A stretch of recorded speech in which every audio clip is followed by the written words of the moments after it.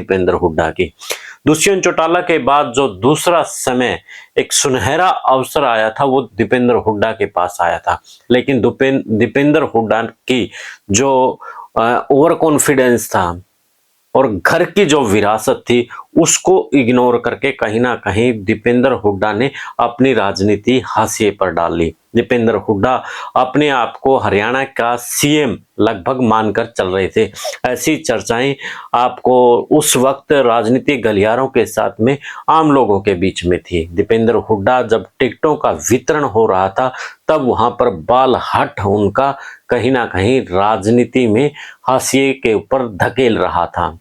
नारनौंद विधानसभा से दूसरी विधानसभाओं पर जिस तरीके से उसने अपनी खुद की चलाने की कोशिश की, जिसके कारण से हरियाणा कांग्रेस जो सत्ता की दहलीज पे थी वो सत्ता की दहलीज से परे हो गई, यानी कि पीछे हट गई।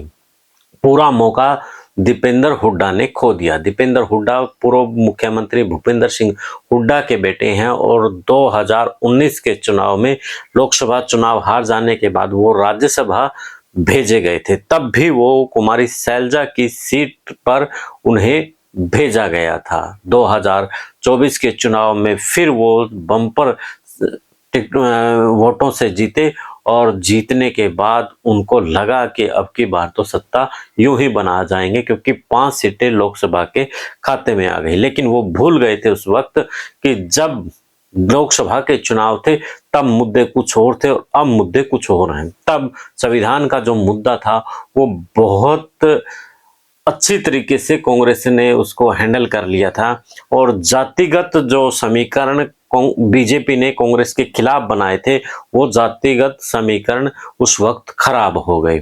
तो दीपेंद्र हुड्डा का जो बालहट की मैं बात कर रहा था, तो जो राजनीतिक गलियारों में इस वक्त बड़ा ट्रेंड करता है कि दीपेंद्र हुड्डा ने बालहट ना दिखाया होता तो शायद वो सत्ता में होते आज।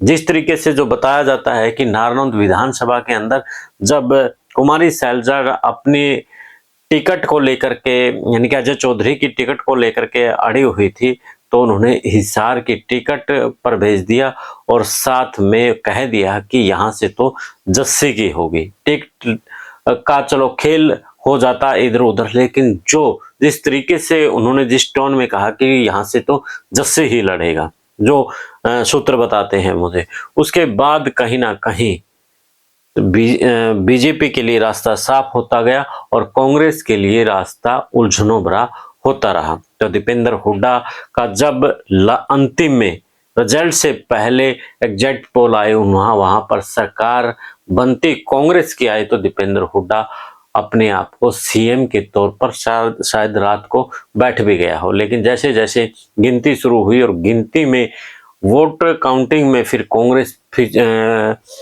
पीछे जाती गई, तो उसके बाद दीपेंद्र हुड्डा भी पीछे जाते गए और आज हरियाणा की राजनीति में दुष्यंत और दीपेंद्र दोनों पीछे चले गए हैं।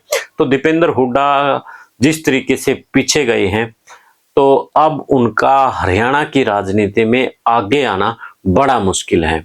तो आपको क्या लगता है कि क्या दीपेंद्र हुड्डा हरियाणा की राजनीति में आगे उभर पाएंगे या फिर उनकी कहानी यहीं तक थी, कहानी उनकी खत्म हो जाएगी? तो कमेंट करके जरूर बताइएगा। और अंतिम में